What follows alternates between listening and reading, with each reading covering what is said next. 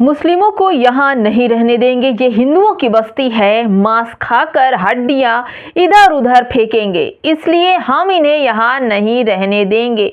पूरी तरह से मुसलमानों का बायकॉट है। मुसलमान घर नहीं खरीद सकता, मुसलमान ज़मीन उस जगह नहीं खरीद सकता जहाँ हिंदू आबादी है। हिंदू के कुछ सड़ी हुई मानसिकता वाले मनुवादी लोग मुसलमानों को ज़मीन, घर, मकान अपने आसपास या हिंदू क्षेत्र में खरीदने नहीं दे रहे हैं। और ये पूरी जो उन्मादी भीड़ है वो किसी न किसी दल से अटैच है, और इन दलों को पूरी तरह से कौन चला रहा है ये आप खुद बेहतर जानते हैं। पूरी खबर बताऊंगी कि आखिर मुसलमानों के साथ उनके घर, मकान, दुकान को क्यों आसपास से हटाया जा रहा है। नमस्कार, आप देख रहे हैं बाम सेफ न्यूज़ और मैं हूं आपके साथ शैला।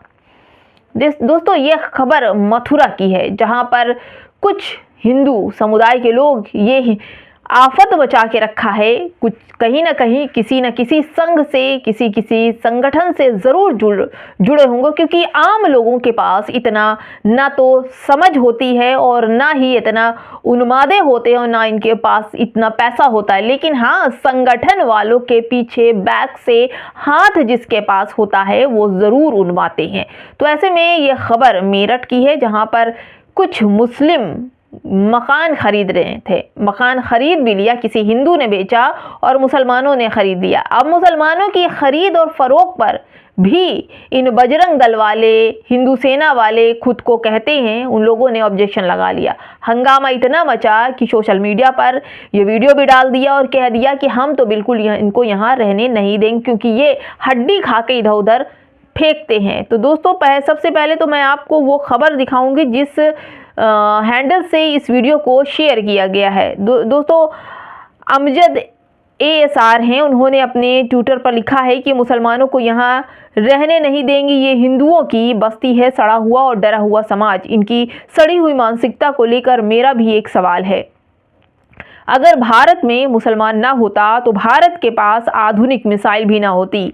अगर भारत में मुसलमान ना होता तो भारत के पास ताजमहल, लाल किला, कुतुब मीनार भी ना होता। अगर भारत में मुसलमान ना होता तो भारत आज भी अंग्रेज़ों का गुलाम भी शायद होता। दोस्तों, आपको बता दूं कि अगर मुसलमान दुकान भारत के अंदर किसी कोने, रेहले, ठेले, रिक्शा, कहीं भी दुकान, रेस्टोरेंट नहीं लगाएगा, मकान हिंदुओं की दुकानों के पास, मकानों के पास नहीं लेगा, तो जाएगा कहाँ?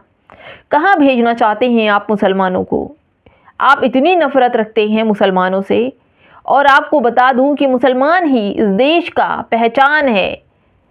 लोग हमारे देश में अगर तारीफ करते हैं तो ये देखते हैं कि भारत का लोकतंत्र सबसे ज़्यादा मजबूत है, क्योंकि यहाँ पर हिंदू, मुस्लिम, सिख, ईसाई सभी मेल मिलाप से रहते हैं। लेकिन कुछ दिनों से उन्मादी और छोटे छोटे संगठन ने मिलकर जिस तरह से भारत को बदनाम करने की और नरेंद्र मोदी को विदेशी अदालत तक खींचकर अपमानित करने का जो काम कर रहे हैं लोग, नरेंद्र मोदी को इसका सवाल का जवाब देना पड़ेगा। और सोचिए, नरेंद्र मोदी की सत्ता में डबल इंजन वाली सरकार में किस कदर नरेंद्र मोदी की बुराइयां हो रही हैं।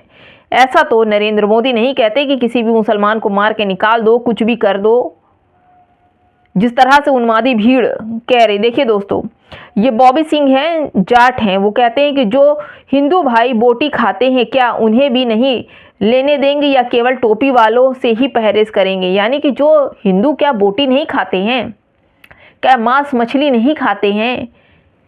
मुसलमानों को छोड़िए, अगर कोई भी हिंदू त्यौहार आ जाता है तो सबसे ज़्यादा लंबी लाइनों में हिंदू समाज के लोग दिखाई पड़ते हैं जो बोटी खाते हैं, गोश्त खाते हैं, और बता रहे हैं कि मुसलमान पास रहेंगे तो इनको हड्डी फेंकेंगे, तो उनका धर्म जो है वो भ्रष्ट हो जाएगा। भले से चुपके से रात के अंधेरे में पका के खा लें। और देखते हैं ना दोस्तों, कभी त्यौहार पड़ता है, कोई भी त्यौहार पड़ता है तो आप देखते हैं कितनी बड़ी करोड़ों की मांस मछली बिक जाती है। मुसलमानों के त्यौहार पे तो इतना बिकता भी नहीं है जितना कभी होली देखिए। इन सब चीज़ों पर खुशी मनाने के बाद इन चीज़ों का सेवन सबसे ज़्यादा होता है। अगर आप रिकॉर्ड उठा कर देखें तो आपको ये चीज़ें मिल जाएंगी। उन्हीं को लेकर बॉबी सिंह जाट कहते हैं कि जो हिंदू भाई बोटी खाते हैं क्या उन्हें भी नहीं मकान लेने देंगे या फिर दाढ़ी टोपी देखकर ही मकान वालों को नहीं लेने दिया जाएगा। दोस्तों आपको बता दें, अगर मुसलमान ना होते तो मिसाइल अब्दुल कलाम के बजाय अजय बनाता, मुसलमान ना होता तो हम कभी गुलाम ही ना होते। ये इस तरह की बातें भी लोग बोल रहे हैं। अगर मुसलमान ना होता तो 1 लाख कुशल सैनिक से बने मंदिर, मतलब दोनों तरफ से कंट्रोवर्सी चल रही है दोस्तों। एक तरफ सवाल होता है, बुरा बुरा कहा जाता है, उसका जवाब देने के लिए मुस्लिम समाज आ जाता है। और देखिए, मुसलमानों को इसीलिए फंसाया जाता है कि हम कुछ ऐसी बातें बोलेंगे और मुसलमान आएगा उसका जवाब देने के लिए, फिर उनके खिलाफ FIR की जाएगी और उन्हें जेल में भर दिया जाएगा। यही षड्यंत्र रचा जा रहा है और यही सब कुछ चल रहा है दोस्तों। सचिन गुप्ता का है, देखिए दोस्तों, कुछ लोग हैं संभल की मस्जिद को आपने देखा कितना लड़ाई झगड़ा हुआ था। संभल मस्जिद में आफत मची थी। संभल को मस्जिद को जो बताया जा रहा है कि ये जो मस्जिद है वो हिंदू समाज की हरिहर मंदिर बताया गया है। अब इस मंदिर को लेकर के वहां पहुंचने वाले थे। सचिन गुप्ता पोस्ट करते हैं कि संभल में मां केला देवी मंदिर के महंत ऋषिराज गिरी सैकड़ों भक्तों के साथ हरिहर मंदिर परकोटे की 200 किमी की पदयात्रा पर निकले। ये पदयात्रा जामा मस्जिद तक जाएगी, जिसे हिंदू समाज हरिहर मंदिर बताता है। सुरक्षा के मद्दे कई स्थानों की फोर्स। अभी कोई मुसलमान किसी चीज़ के लिए निकल पड़े तो उन्हें रोका जाता, उन पर गोलियां चल रही होती। आई लव मोहम्मद का पोस्टर सिर्फ लिया था, ना कोई फालतू नारे थे, ना उनके जबान में तलखी थी, ना किसी को गाली दे रहे थे, सिर्फ ये बता रहे थे, सिर्फ पोस्टर खामोशी से लेकर जाना चाह रहे थे तो उन पर गोलियां चली, लाठियां चली। दोस्तों ये जो संविधान है, क्या 2 तरीके से संविधान बनाया जा रहा है इस देश का? बांट दिया गया है संविधान, किसी अन्य समुदाय, किसी अन्य धर्म को टारगेट करके उस संविधान का इस्तेमाल हो रहा है। दोस्तों आपको एक चीज़ और मैं बता दूं, अगर आप मुसलमानों का बहिष्कार करते रहेंगे, लगातार कई ऐसी वीडियो हैं जहां पर मुसलमानों को दुकानें नहीं लगाने दिए, बड़े बड़े पोस्टर बैनर दीवारों पे लगा दिया गया, रोड पर बांध दिया गया कि मुसलमानों का बहिष्कार करो, उनसे कोई सामान ना लो। बड़ी बड़ी पदयात्राएं चली, बाबा बागेश्वर की पदयात्रा में जितने भी साधु संत आए उन लोगों ने बोला कि मुसलमानों से बिल्कुल सामान ना लो, उनका बहिष्कार करो, उनका आर्थिक बहिष्कार करो। दोस्तों अगर मुसलमानों का बहिष्कार, मान लीजिए मुसलमानों का बहिष्कार आपने कर भी दिया, सब कुछ कर दिया, लेकिन संविधान, लोकतंत्र मुसलमानों को यहाँ रहने की इजाज़त देता है। मुसलमानों का पूरी सुरक्षा की जिम्मेदारी यहाँ का संविधान, यहाँ का कानून, यहाँ का प्रधानमंत्री, सब उसकी जिम्मेदारी है। लेकिन जिस तरह से मुसलमानों का बहिष्कार हो रहा है दोस्तों, इसका खामियाजा आने वाले टाइम पर, जिस तरह से तमाम मुद्दों को हिंदू मुसलमान में पर्दे में ढाल दिया जाता है, तमाम मुद्दे हैं लेकिन उन मुद्दों पर कोई बात करने वाला नहीं।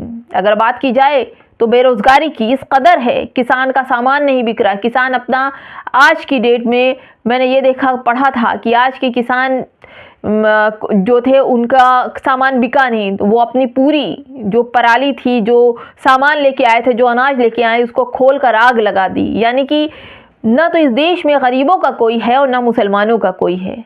खाली एक उन्मादी भीड़ इकट्ठा होती है, 100-200 लोग फौज बनाते हैं, उसके बाद किसी मुसलमान लड़के को या किसी मुसलमान मुद्दों को उठाते हैं और फिर उनके घर हमला करते हैं, उन्हें मारते हैं, पीटते हैं और फिर सरकार उन्हें छुड़ाने के लिए आगे आ जाती है। यानी कि वो एक चीज़ चल रही है देश के अंदर कि तमाम हिंदू बच्चों को अपराधी, हत्यारा पूरी तरह से मुसलमानों का डर दिखाकर बनाया जा रहा है। और अभी भी जो हिंदू समुदाय के लोग हैं वो अपने बच्चों की लगाम को कसते नहीं हैं और उन्हें हत्यारा अपराधी बना रहे हैं। यही सरकार है, जब सत्ता पलटती है बहुत लोगों को जेल जाना पड़ता है। सिर्फ मुसलमानों का ही नंबर नहीं आता, और भी लोगों का नंबर आ जाता है।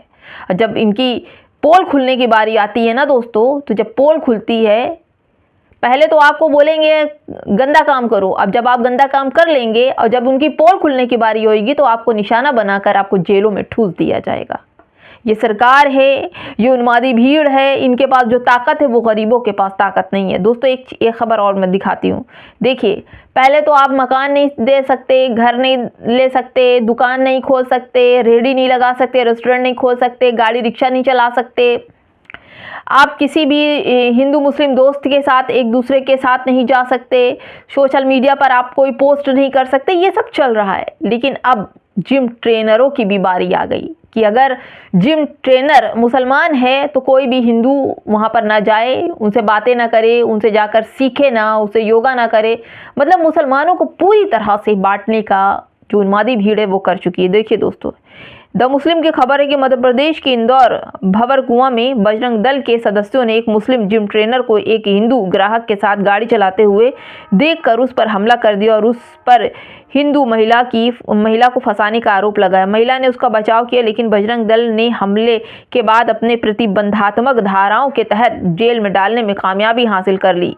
पुलिस ने अधिकार क्षेत्र के आधार पर मामले को अलग अलग थानों में स्थानांतरित कर दिया और अंततः महिला द्वारा शिकायत दर्ज न कराने के बावजूद उसे जेल भेज दिया। यानी कि वो लोगों को पकड़ रहे हैं जिनसे उनसे कोई दुश्मनी नहीं, खाली सिर्फ देख लेते हैं कि अगर महिला पुरुष साथ में है तो उन्हें जबरदस्ती मारा जाएगा, पीटा जाएगा और महिला की तरफ से FIR करवा दिया जाएगा, जबकि महिला कह रही है कि नहीं, मेरा इससे कोई मतलब नहीं है और वो उसे बचाने की कोशिश कर रही है, लेकिन फिर भी आपको टारगेट करके जेल में भेज दिया जाएगा।